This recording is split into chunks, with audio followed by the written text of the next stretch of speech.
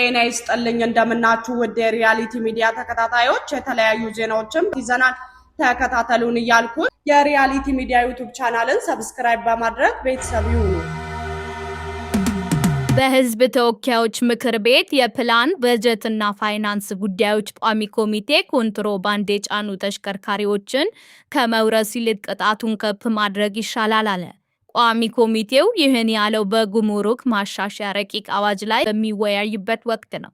የጉምሩክ አዋጅ ማሻሻያ ረቂቅ አዋጅ ኮንትሮባንድ ጭነው የሚገኙ ተሽከርካሪዎችን እንዲወርስ ስልጣን ይሰጣል። የኮንትሮባንድ ዕቃዎች አወራረስ በመመሪያ ሲሆን በተቋሙ ደንብ ውስጥ መደንገግ እንዳለበትና ኮሚሽኑ የሚጥላቸውን አስተዳደራዊ ቅጣቶችም በአዋጁ ሊካተቱ እንደሚገባ ቋሚ ኮሚቴው አሳስቧል። በኮንትሮባንድ ንግድ የተያዙ ንብረቶች ጠቃሚ ዕቃዎች ስለመሆናቸው በቴክኒክ ባለሙያዎች ተረጋግጠው በገንዘብ ሚኒስቴር ውሳኔ አግባብ ላለው የመንግስት ተቋም እንዲተላለፉ መደረጉ ለተለያዩ ዕቃዎች ገዢ አገሪቷ የምታወጣውን ከፍተኛ የውጭ ምንዛሬ እንደሚያስቀር ኮሚቴው ገልጿል። በነዳጅ ዋጋ መናር ምክንያት የተቀሰቀሰውን መጠነ ሰፊ የህዝብ ተቃውሞ ተከትሎ ኬንያ የናፍጣ ዋጋ ልትቀንስ ነው።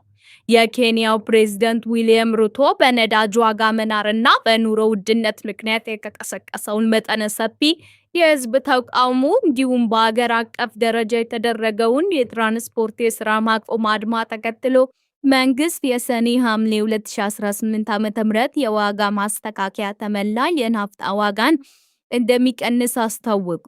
ሮይተርስ እንደዘገበው ፕሬዝዳንት ሩቶ በቴሌቪዥን ባደረጉት ንግግር በሸማቾች ላይ የሚደርሰውን ጫና ለማቃለል እና የነዳጅ ማደያ ዋጋን ለማረጋጋት ታሳቢ ካደረጉት እርምጃዎች መካከል የናፍጣ ዋጋ በ1 ሊትር በ10 የኬንያ ሽልም በግምት $0.077 እንደሚቀንስ ተናግረዋል።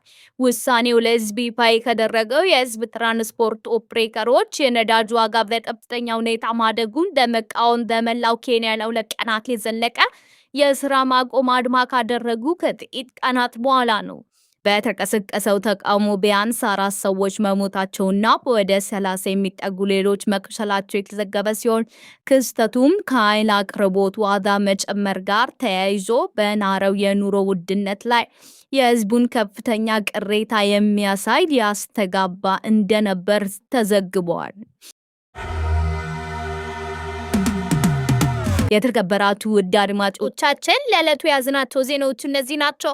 አዳዲስ ወቅታዊ መረጃዎች እንዲደርሳችሁ ሰብስክራይብ፣ ላይክ ማድረግ አይርሱ።